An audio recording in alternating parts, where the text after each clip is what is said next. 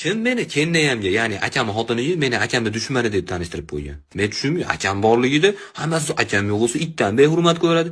Akam borligida Feruzjon, akam yo'q bo'lsa Baqalajon, akam borligida ovqatlar ham bo'ladi, akam yo'q bo'ldi, mana shu molga yem bergan deb tushunyapsizlarmi? Va kennaya bu sizlarni to'ylar tashkil topish uchunchi eng ko'p harakatni bilasizmi kim qilgan? Men qilganman, akam emas. Men chakana g'isht tashib yuborganmanmi ko'chadan uyga? Ha? Rossiyada o'g'rislardan ko'p yurganman, bilasizmi shuni? Siz yo'q, siz o'zingizcha akam borligini qilasiz. Keyin hali denida 7 ta pomidori bor edi, hammasini yeb qo'ysam bunisi demayman. Siz akam bilan urushib qolsangiz, ajralib ketmasligingiz uchun eng ko'p harakatni men qilaman, chirik ketmaslik uchun. Bilasizmi shuni? Yo'q, bilmaydim.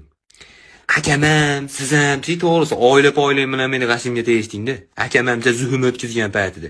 Senlarda bolam bo'ladi-yu, meni jiyanim bo'ladi. Ishonish, meni o'zimni jiyanim bo'ladi.